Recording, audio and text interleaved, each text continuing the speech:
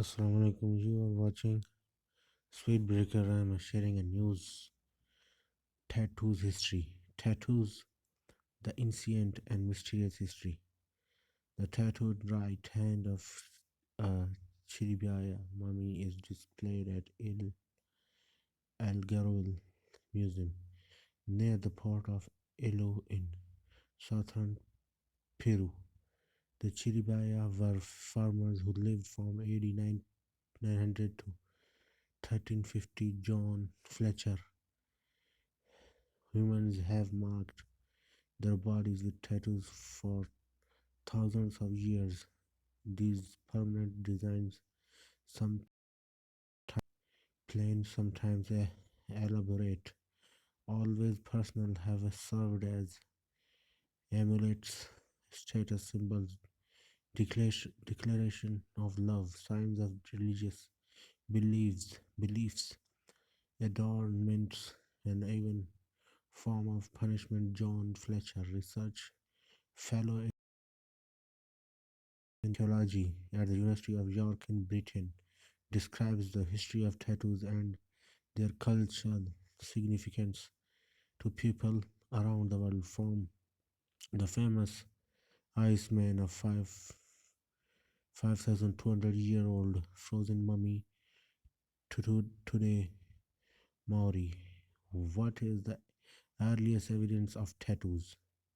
In terms of tattoos on actual bodies, the earliest known examples were for a long time Egyptian and were present are several female mummies dated to c. 2000 BC, but following the more recent discovery of the Iceman from the area of the Italian-Austrian border in 1991 and his tattoos pattern, this date has been pushed back a further 1,000 years when he was carbon dated at around 5,200 years old. Can you describe the tattoos on the Iceman and their significance? Following discussion with my colleague Professor Don Brothwell of the University of York, one of the specialists who examined him, the distribution of the tattoo dots and small crosses on his lower spine and right near the ankle joints correspond to areas of strain-induced degeneration, with the suggestion that they may have been applied to alleviate joint pain and were therefore essentially therapeutic. This would also explain their somewhat random distribution in areas of the body which would not have been that easy to display had they been applied as a form of a status marker. What is the evidence that ancient Egyptians had tattoos? There is certainly evidence that women had tattoos on their bodies and limbs, from figurines 4,000 to 3,500 to 4,000 BC to occasional female figures represented in tombs seen 1200 BC and in figurine forms see 1300 BC, all with tattoos on their thigh. Also, small bones implements identified as tattooing tools were discovered at the town site of Grob in northern Egypt and dated to c. 1450 BC. And then, of course, there are the mummies with tattoos from the three women already mentioned and dated to c. 2000 BC to several later examples of female mummies with these form of permanent marks found in Jericho Roman burials at Akhmim. What function did these tattoos serve? Who got them and why? Because they seem to be an exclusively female practice in ancient Egypt. Mummies found with tattoos were usually dismissed by the male excavators, who seemed to assume the women were of dubious status, described in some cases as dancing girls. The female mummies had never, nevertheless been buried at Deir Bahari, opposite modern luxury, and in an area associated with royal and elite burials. And we know that at least one of the women described as probably a royal concubine was actually a high status priestess named Amunt, as revealed by her funerary inscriptions. And although it has long been assumed that such tattoos were the mark of prostitutes or were meant to protect the woman against sexually transmitted diseases, I personally believe that the tattooing of ancient Egyptian women had a therapeutic role and functioned as a permanent form of amulet during the very difficult time of pregnancy and birth. This is supported by the pattern of distribution, largely around the abdomen, on top of the thighs and the breast, and would also explain the specific types of designs, in particular the net-like distribution of dots applied over the abdomen during pregnancy. Specific pattern would expand in a protective fashion. In the same way, bead and nets were placed over wrapped mummies to protect them and keep everything in. The placing of small figures of the household deity base at the tops of their thighs would again suggest the use of tattoos as a means of safeguarding the actual birth, since Bess was the protector of women in labor, and his position at the tops of the thigh a suitable location. This would ultimately explain tattoos as a purely female custom. Who made the tattoos? Although we have no explicit written evidence in the case of ancient Egypt, it may well be that the older women of a community would create the tattoos for the younger women, as happened in 19th century Egypt and happens in some parts of the world today. What instruments did they use? It is possible that an implement best described as a sharp point set in a wooden handle dated 3000 BC and discovered by archaeologist WMF Petrie at the site of Abydos may have been used to create tattoos. Petrie also found the aforementioned set of small bronze instruments c. 1450 BC resembling wide flattened needles at the ancient town site of Gorb. If tied together in a bunch, they would provide repeated patterns of multiple dots. These instruments are also remarkably similar to much later tattooing implements used in 19th century Egypt. The English writer William Lane, 1801 to 1876, observed the operation is performed with several needles, generally seven tied together. With these, the skin is pricked in a desired pattern. Some smoke black of wood or oil mixed with milk from the breast of a woman is then rubbed in. It is generally performed at the age of about 5 or 6 years and by gypsy women. What did these tattoos look like? Most examples on mummies are largely dotted pattern of lines and diamond patterns, while figures sometimes feature more naturalistic images.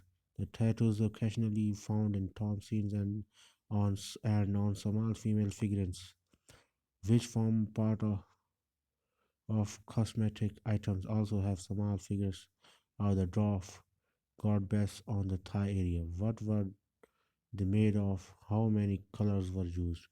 Usually, a dark or black pigment, such as soot, was introduced into the pricked skin. It seems that brighter colors were largely used in other ancient colored cultures, such as the Inuit, who are believed to have used a yellow color along with the more usual darker pigments. This mummified head of a woman from the pre-Inca Chiribaya culture located at the Azapa Museum in Arica, Chile, is adorned with facial tattoos on her lower left cheek. John Fletcher, what has surprised you the most about ancient Egyptian tattooing? That it appears to have been restricted to women during the purely dynastic period, I pre 332 BC. Also, the way in which some of the designs can be seen to be very well placed once it is accepted they were used as a means of safeguarding women during pregnancy and birth. Can you describe the tattoos used in other ancient cultures and how they differ? Among the numerous ancient cultures who appear to have used tattooing as a permanent form of body adornment, the Nubians to the south of Egypt are known to have used tattoos.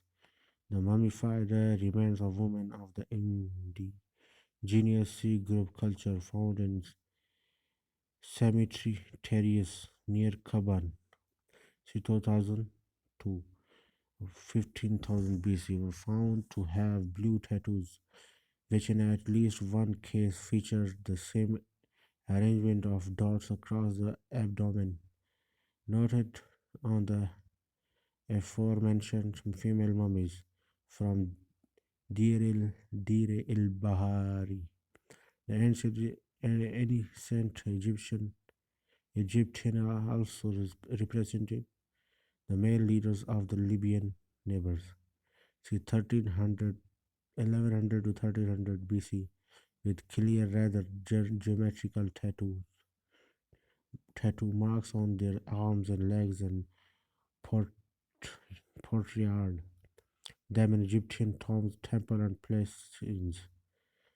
The Scythian Patriarch of the Altai mountain region were another ancient culture which employed tattoos in 1948. The 2,400-year-old body of a Scythian male was discovered preserved in ice in Siberia.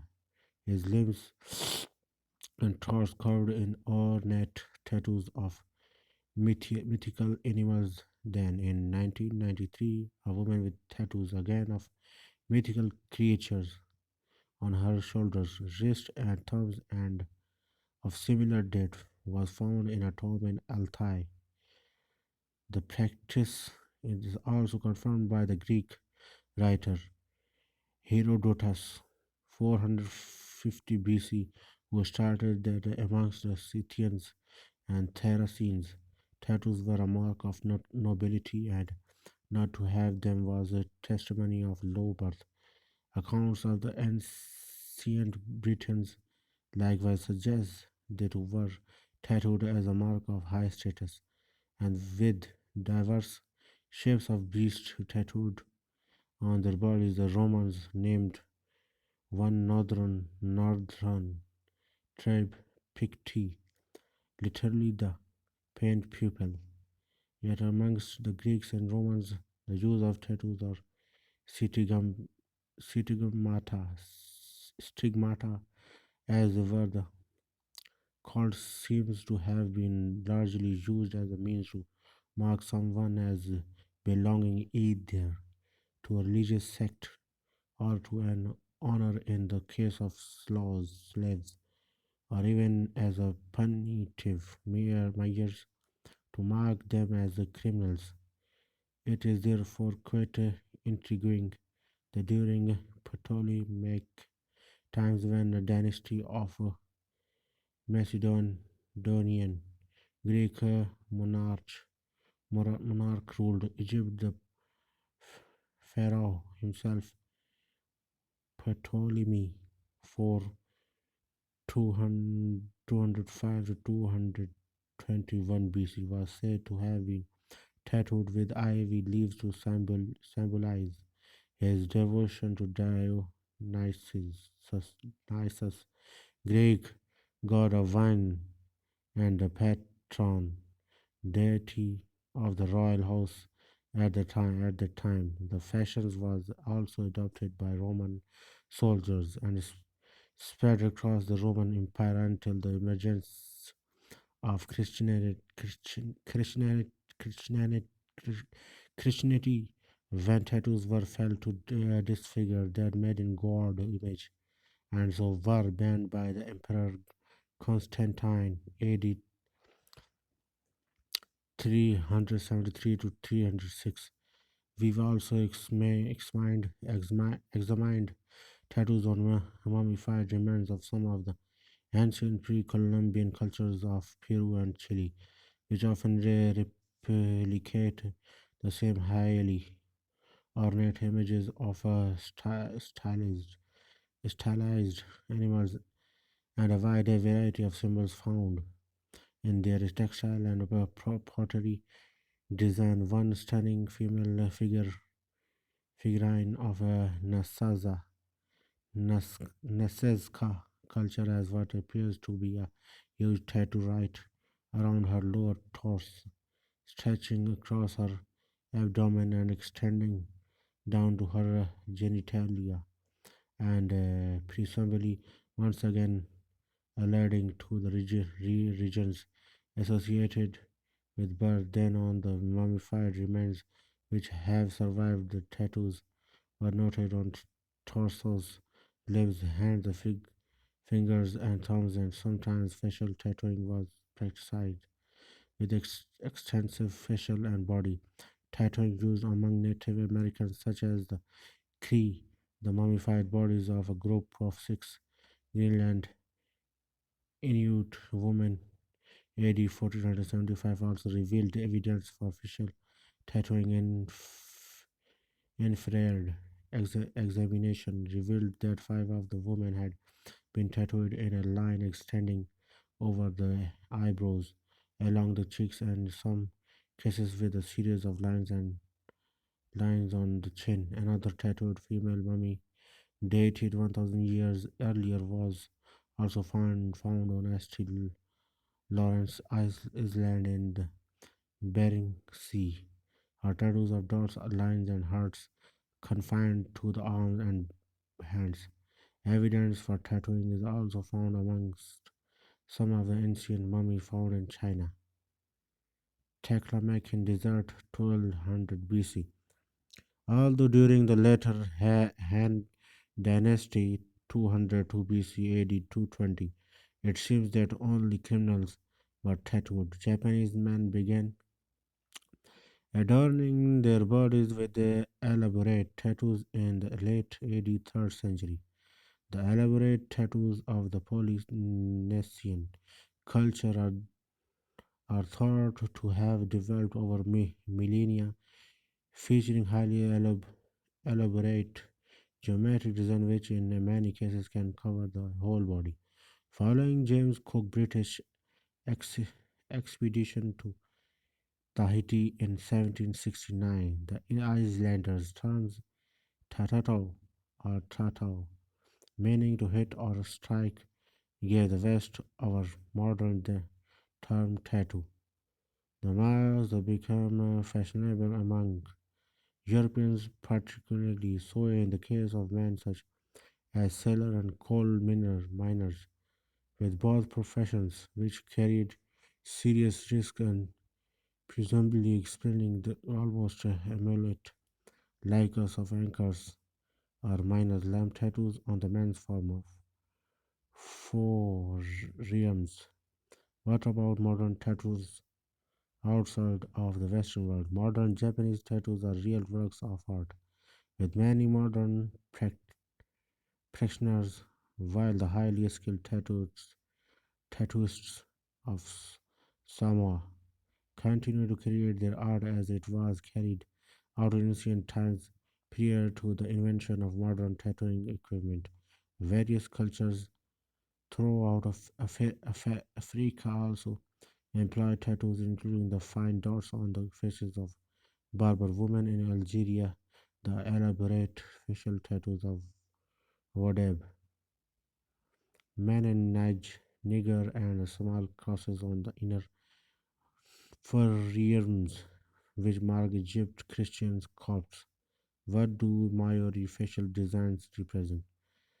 In the Maori culture of New Zealand, the head was considered the most important part of the body, with the face embellished by incredibly elaborate tattoos or moko, which were regarded as marks of high status. Each tattoo design was unique to the individual and since it conveyed a specific information about their status, rank, ancestry, and abilities. It has accurately been described as a form of ID card or passport, a kind of aesthetic barcode for the face. After sharp-bone chisels were used to cut the design into the skin, sorry, a soot-based pigment would be tapped into the open wounds, which then healed over to seal in the design with the tattoos of warriors, given at various stages in their lives as a kind of rite of passage. The decoration were regarded as enhancing their features and marking them more attractive to the opposite sex. Although Maori women were also tattooed on their faces, the marking tended to be concentrated around the nose and lips. Although Christian mission, missionaries tried to stop the procedure, the women maintained the tattoos around their mouths and chins, prevented the skin becoming wrinkled, and kept them young. The practice was apparently continued as recently as the 1970s. Why do you think so many cultures have marked the human body and did their practices influence one another? In many cases, it seems to have sprung up independent, independently as a permanent way to place protective or therapeutic symbols upon the body, then as a means of marking people out into appropriate social, political, or religious groups, or simply as a form of self expression or fashion statement.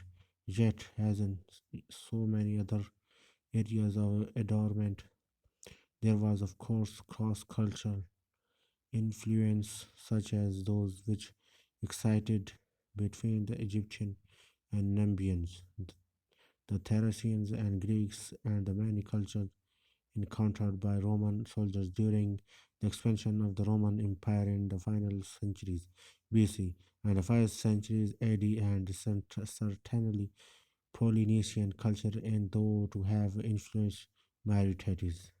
The news is and I'm leaving. Assalamu alaikum.